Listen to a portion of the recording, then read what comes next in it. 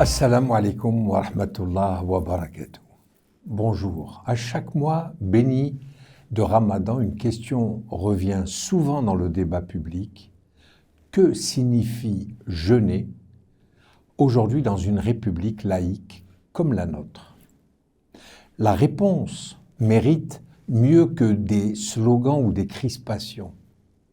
Elle demande une réflexion calme, rigoureuse, voire presque pédagogique.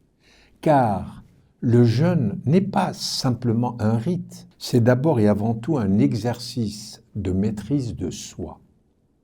Se priver volontairement du lever au coucher du soleil apprend la patience, la discipline, l'attention aux autres, aux plus fragiles, autant de vertus qui fondent aussi la citoyenneté républicaine.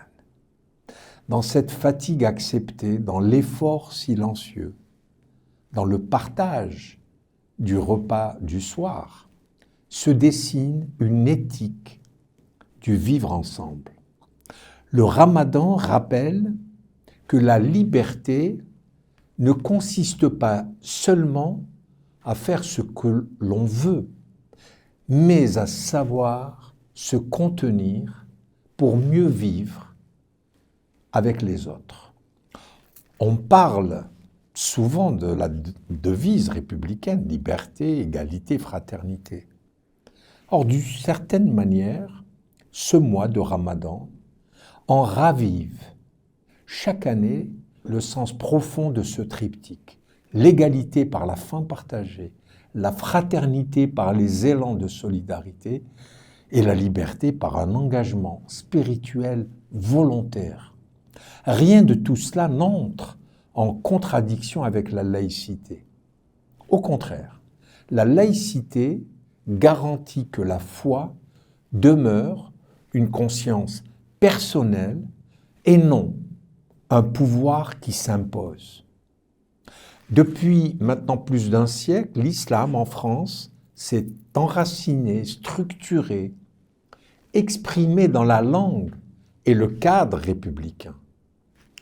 Un exemple, les distributions alimentaires pour les étudiants en précarité, les iftars ouverts aux voisins de toute conviction, religieuse ou non, les actions solidaires envers les plus vulnérables témoignent d'un islam de présence pleinement inscrit dans la société française. Ce Ramadan s'ouvre, il faut le reconnaître, dans un contexte tendu. En effet, les drames internationaux, les inquiétudes, les réelles inquiétudes liées aux actes islamophobes, les fractures sociales nourrissent les peurs. Le risque serait de céder au repli, alors que le Ramadan invite au mouvement inverse, celui du sursaut fraternel. Chaque geste de solidarité, chaque parole apaisée, chaque table partagée devient incontestablement un acte de cohésion nationale.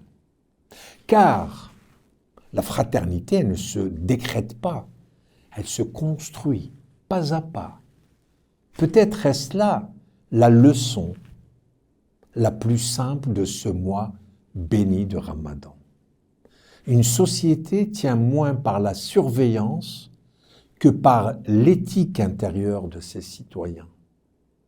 Et une fois vécue avec intelligence, peut devenir une ressource pour tous. Dans la France de 2026, le Ramadan n'est pas un corps étranger.